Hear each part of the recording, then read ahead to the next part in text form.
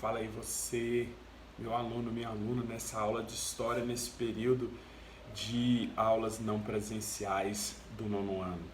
Como prometido na aula passada, a continuação da Segunda Guerra Mundial, e para finalizar, nós reservamos aí um capítulo especial para nos dedicarmos à questão do Holocausto.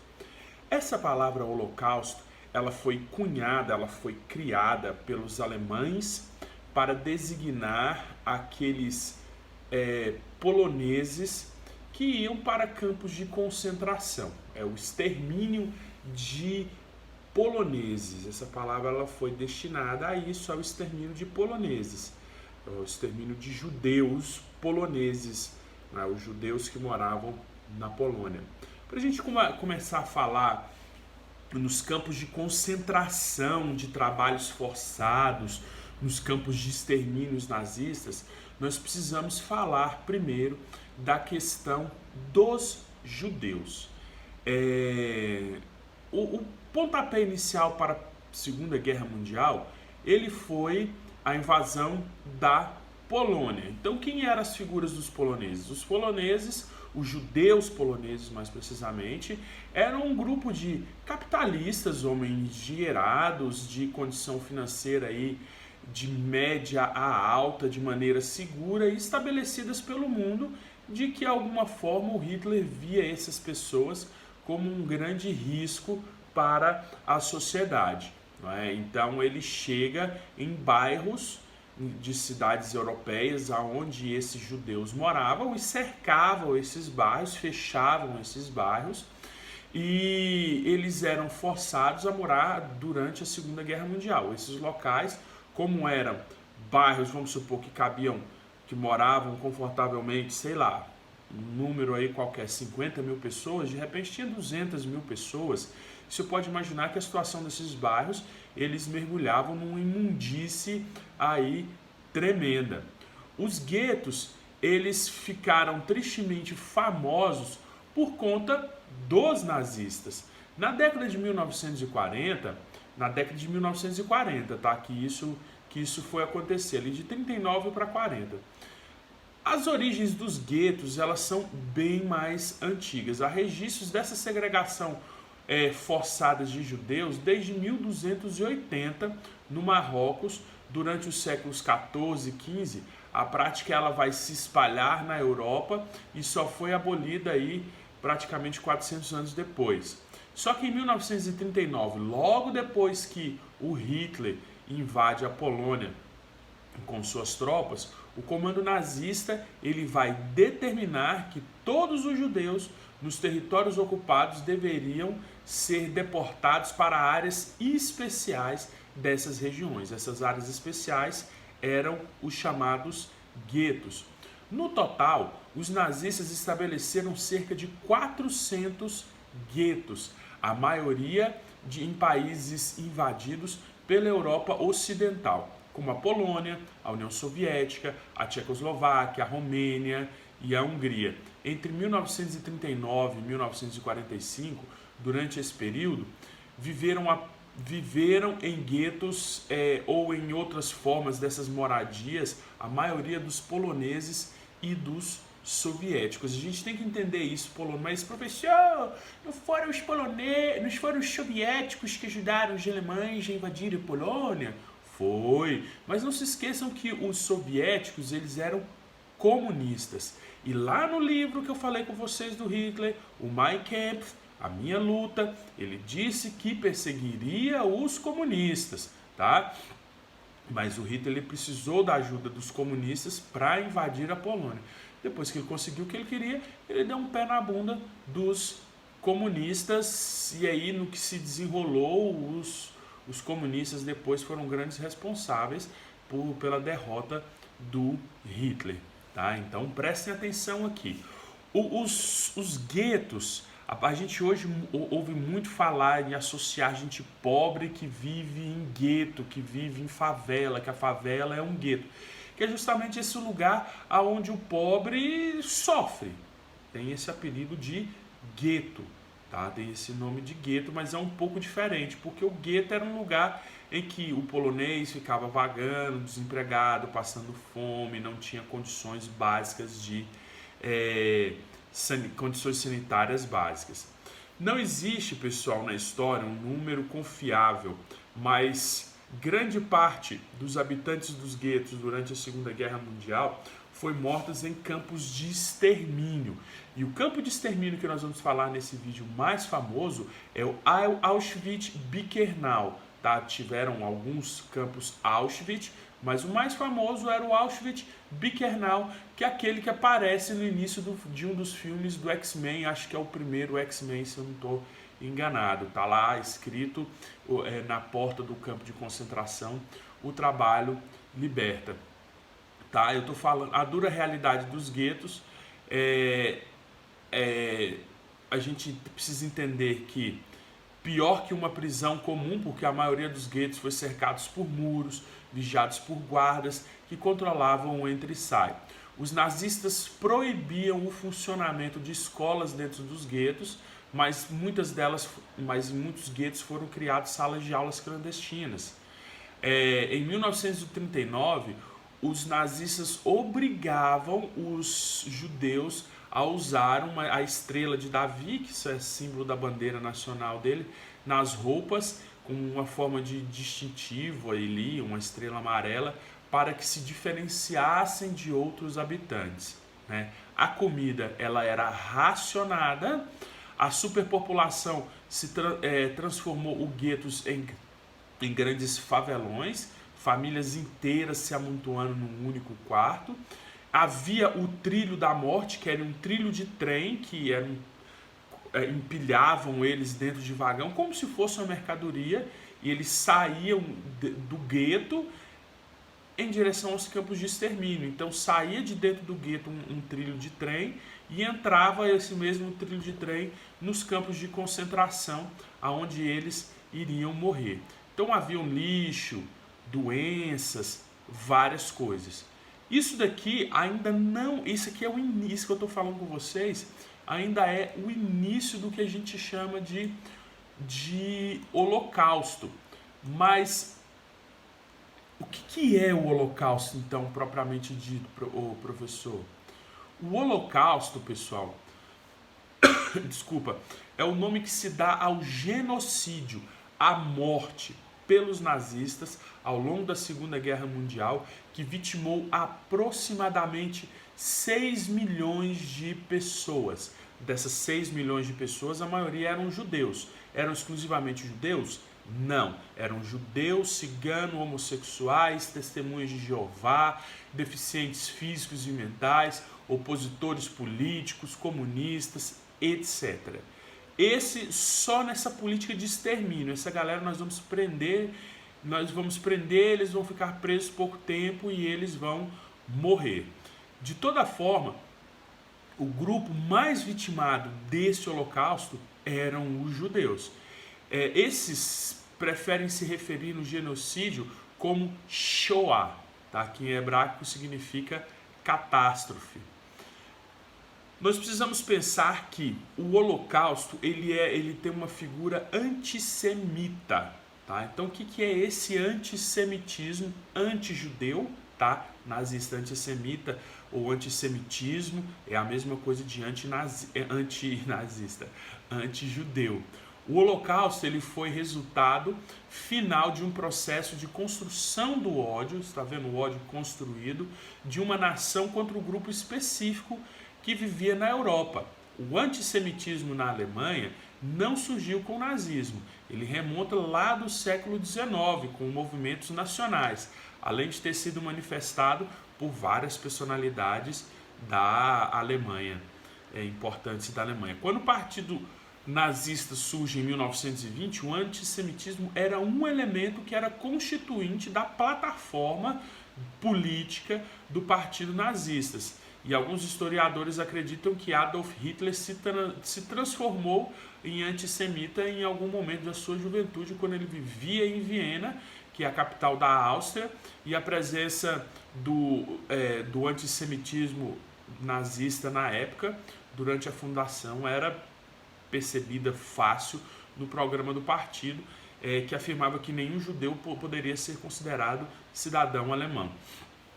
O antissemitismo alemão partia do pressuposto que a raça alemã era a raça superior e que os judeus eram responsáveis por todos os males da sociedade alemã. Hitler e os nazistas começaram a colocar nos judeus a culpa da derrota alemã na Primeira Guerra Mundial por meio da teoria da punhalada nas costas. Os nazistas falavam que os judeus possuíam aí um plano de dominação mundial, criticavam de maneira muito forte o liberalismo econômico e o capitalismo financeiro, pois eles afirmavam que ambos eram dominados pelos judeus.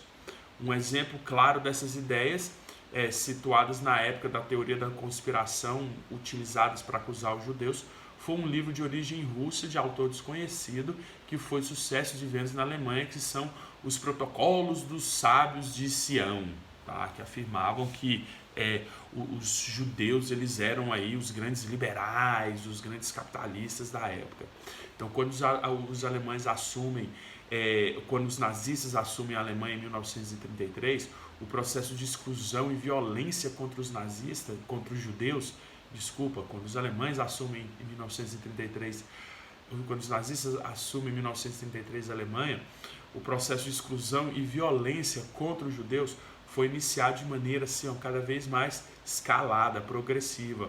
O discurso nazista, aliado a uma espécie de doutrinação realizada pela sociedade alemã, tornou os judeus como uma espécie de bodes expiatórios e vítimas de perseguição intensa, não só por parte do governo, mas também por parte de pessoas civis. Uma das primeiras ações tomadas pelos nazistas contra os judeus foi uma lei aprovada em 7 de abril de 1933, chamada a Lei da Restauração do Serviço Público Profissional. Essa lei proibia definitivamente que os judeus atuassem na Alemanha em cargos públicos. Outras leis do tipo foram aprovadas para outros ofícios, como por exemplo, os judeus não podiam ser médicos, não podiam ser advogados na Alemanha, tá?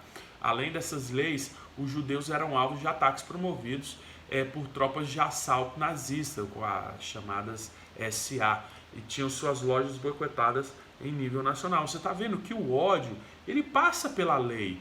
O ódio, ele, dependendo de quem constitui a organização política do país, ele pode ser lei, como a escravidão foi lei, como essa caça aos judeus. Na Alemanha também ela foi lei, foi um processo legal. Não quer dizer que as leis atendam diretrizes universais e humanitárias se você tem como mandatário de um país um cara que é um déspota, que é um grosso, um bruto, um violento.